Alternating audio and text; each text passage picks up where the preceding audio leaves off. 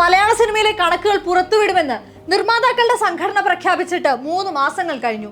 ജനുവരിയിലെയും ഫെബ്രുവരിയിലെയും കണക്കുകൾ മുറവെച്ചാതെ പുറത്തു വന്നു. ഇനി വരാനുള്ളത് മാർച്ചിലെ വരവും ചിലവും.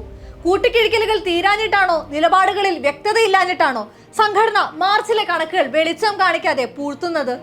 എമ്പുരാന്റെ റെക്കോർഡ് ബ്രേക്കിംഗ് നേട്ടങ്ങൾ കൺമുൻപിൽ നിൽക്കുമ്പോഴും മാർച്ചിലെ കണക്കുകൾ എന്തേ വൈകുന്നു? രാജ്യാന്തര പ്രശംസ നേടുകയും ക്രിട്ടിക് സൈറ്റുകളിൽ പോലും നിറഞ്ഞു നിൽക്കുകയും ചെയ്ത കാലമായിരുന്നു മലയാള സിനിമയ്ക്ക് 2024. ഏപ്രിൽ അവസാനമായപ്പോഴേക്കും മഞ്ഞുമൽ ബോയ്സ്, ആവേശം, ആടുജീവിതം, പ്രേമലു, ഭ്രമയുഗം തുടങ്ങി ബോക്സ് ഓഫീസിൽ ഹിറ്റുകൾ നൽകിയ ചിത്രങ്ങൾ നിരവധി പുറത്തിറങ്ങി. ആഘോഷമായി തുടങ്ങിയ ആ വർഷം 6ഓളം ചിത്രങ്ങൾ 100 കോടി ക്ലബിൽ പേരെഴുതി ചേർത്തു. സൂപ്പർ താരങ്ങളെ പോലും മാറ്റി നിർത്തി പുത്തൻ താരങ്ങൾ ഹിറ്റുകൾ മെനഞ്ഞു.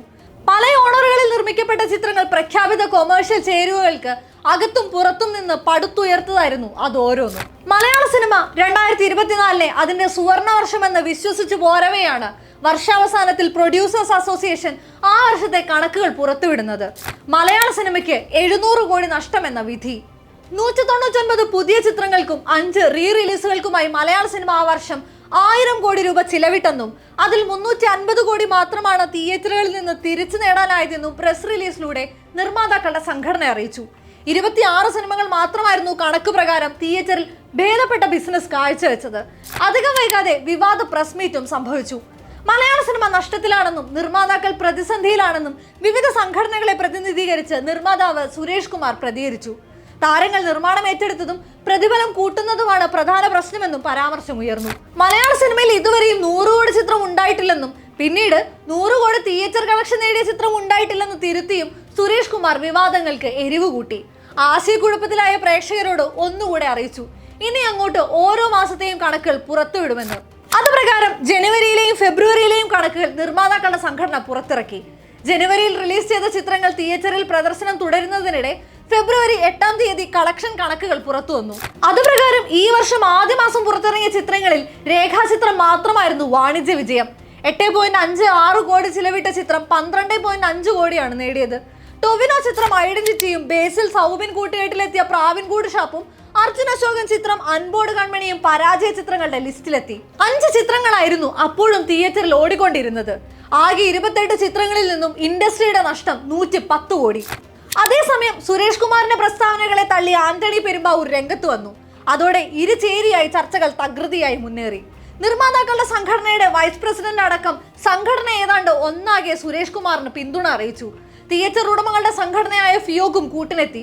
അതേസമയം പ്രതിഷേധം അറിയിച്ച് ആന്റണി പെരുമ്പാവൂർ ഫേസ്ബുക്കിൽ കുറിച്ച പോസ്റ്റ് നമുക്കെന്നും സിനിമയുടെ ഒപ്പം നിൽക്കാമെന്ന തലക്കെട്ടോടെ മോഹൻലാലും പങ്കുവച്ചു.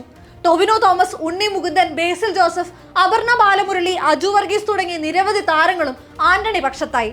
തുടർന്ന് അനുനയന ചർച്ചകൾ പലതും നടന്നു. തിയേറ്ററുകൾ അടച്ചിട്ട് സമരത്തിലേക്ക് നീങ്ങുമെന്ന് സംയുക്ത സംഘടനകളുടെ പ്രഖ്യാപനവും വന്നു. ഇതിനായി നിർമ്മാതാക്കളുടെ സംഘടന തിരഞ്ഞെടുത്ത ദിവസമാകട്ടെ ആന്റണി പെരുമ്പാവൂരിന്റെ കീഴിൽ ആശീർവാദ് സിനിമാസ് നിർമ്മിച്ച എമ്പുരാന്റെ റിലീസ് ദിവസമായിരുന്നു. ഒടുക്കം പരസ്പര ധാരണയിലെത്തി ഇരുകൂട്ടരും കൈകൊടുത്തു പിരിഞ്ഞു. ചർച്ച കൊടുമ്പിരി കൊണ്ടിരിക്കെ തന്നെ, അതായത് മാർച്ച് 19-ന് ഫെബ്രുവരിയിലെ കണക്കുകളും പുറത്തിറങ്ങി. പ്രസ്തുത കണക്കുകൾ പ്രകാരം 17 സിനിമകൾ റിലീസ് ചെയ്തതിൽ നിന്നും 53 കോടി വീണ്ടും നഷ്ടം. മുടക്കു മുതൽ 75 കോടിയും. ലിസ്റ്റിൽ താരതമ്യേന മികച്ച പ്രകടനം കാഴ്ചവെച്ചത് ഓഫീസർ ഓൺ ഡ്യൂട്ടി മാത്രമായിരുന്നു. എന്നാൽ 13 കോടി നിർമ്മാണ ചെലവ് എന്ന ചിത്രം നേടിയത് 11 കോടി മാത്രമാണെന്നായിരുന്നു അവരുടെ കണക്കുകൾ. ഇതോടെ ഈ കണക്കുകളൊന്നും ശരിയല്ലെന്ന ആരോപണവുമായി ചിത്രത്തിലെ നായകനായ കുഞ്ചാക്കോ ബോബൻ എത്തി. ഓഫീസർ ഓൺ ഡ്യൂട്ടിയുടെ നിർമ്മാണ ചെലവോ നേട്ടമോ നിർമ്മാതാക്കളുടെ ലിസ്റ്റിൽ ഉള്ളതല്ലെന്ന് പറയുന്നതിനോടൊപ്പം തന്നെ ഒരു വെല്ലുവിളി കൂടെ ഉയർത്തി. നിർമ്മാതാക്കളുടെ സംഘടന നിർമ്മിക്കുന്ന ചിത്രത്തിൽ ഞാൻ സൗജന്യമായി അഭിനയിക്കാം. കേരളത്തിലെ തിയേറ്റർ ഷെയർ മുഴുവൻ അവരെടുക്കട്ടെ. കേരളത്തിന് പുറത്തു നിന്നുള്ള കളക്ഷനും OTT, സാറ്റലൈറ്റ് തുടങ്ങിയ ബിസിനസ്സുകളിൽ നിന്ന് കിട്ടുന്ന തുകയും തനിക്ക് തന്നാൽ മതിയെന്നും കുഞ്ചാക്കോ ബോബൻ പറഞ്ഞു. എന്നാൽ പുറത്തുവിടുന്ന കണക്കുകളിൽ ഈ പറഞ്ഞ ബിസിനസ്സുകളൊന്നും ഉൾപ്പെടുത്തിയിട്ടില്ലെന്ന് സംഘടനകൾ മറുപടി നൽകി. തുടർന്ന് പലയിടങ്ങളിൽ നിന്നായി കണക്കുകൾക്കെതിരെ രോഷമുയർന്നു. ലാഭനഷ്ട കണക്കുകളിൽ വിവാദങ്ങൾ വിട്ടൊഴിയാതെ നിൽക്കുന്നതിനിടയിലേക്കാണ് മോഹൻലാൽ ചിത്രം എമ്പുരാൻ തിയേറ്ററിലെത്തിയത്. 2025 മാർച്ച് 27-ന് വെറും 48 മണിക്കൂറിൽ ചിത്രം 100 കോടി കടന്നു. 5 ദിവസത്തിനുള്ളിൽ കേരളത്തിൽ നിന്ന് മാത്രം 50 കോടി, വൈകാതെ 200 കോടി, പിന്നെ 250 കോടി, അങ്ങനെ ഒരൊറ്റ മാസം കൊണ്ട് 325 കോടി നേട്ടമാണ് എമ്പുരാൻ കൈവരിച്ചത്. തിയേറ്റർ ഷെയറായി മാത്രം ചിത്രം 100 കോടി നേടിയെന്നതും വിവാദങ്ങളിൽ ചിത്രത്തിന്റെ നിശബ്ദ പ്രതികരണമായി. ഇൻഡസ്ട്രിയിലെ തന്നെ ഏറ്റവും ഭീമമായ കണക്കുകളാണ് കണക്കുകളാണ് ചിത്രം പങ്കുവെച്ചതെങ്കിലും എമ്പുരാൻ ഉൾപ്പെടെ മാർച്ചിൽ റിലീസിനെത്തിയ ചിത്രങ്ങളുടെ കണക്കുകൾ ഔദ്യോഗികമായി പുറത്തുവിടാൻ നിർമ്മാതാക്കളുടെ സംഘടന ഇതുവരെയും മുതിർന്നിട്ടില്ല. കഴിഞ്ഞ മാസങ്ങളിലെല്ലാം ധൃതിപ്പെട്ട് കണക്കുകൾ പുറത്തുവിട്ട സംഘടന 2 ദിവസം കഴിഞ്ഞ കണക്കുകൾ അറിയിക്കാമെന്നാണ് ഇപ്പോൾ മീഡിയ വണ്ണോട് പ്രതികരിച്ചത്. എമ്പുരാൻ മാത്രമല്ലല്ലോ മാർച്ചിലെ സിനിമകളെന്നും അസോസിയേഷൻ സെക്രട്ടറി ബി രാഗേഷ് പറഞ്ഞിരുന്നു. കണക്കുകൾ പുറത്തുവിടുന്നത് നിർമ്മാതാക്കൾക്കുള്ള ബോധവൽക്കരണമാണെന്ന് സംഘടനകൾ മുൻപ് പ്രതികരിച്ചിരുന്നു. എന്നാൽ അതേ കണക്കുകൾ പൂർണ്ണമല്ല എന്നതാണ് അവർക്കെതിരെ തിരിയുന്ന ആയുധം. തിയേറ്ററിൽ നിന്ന് നേടുന്ന ഷെയറുകൾക്കും പുറമെ വിവിധ തരത്തിൽ സിനിമ അതിന്റെ സാധ്യതകൾ കണ്ടെത്തുന്നുണ്ട്. OTT, സാറ്റലൈറ്റ് എന്നീ പ്ലാറ്റ്ഫോമുകൾക്ക് പുറമെ മറ്റ് സംസ്ഥാനങ്ങളിലും രാജ്യത്തിന് പുറത്തും സിനിമകൾ അതിന്റെ സ്ഥാനം കണ്ടെത്തുന്നുണ്ട്.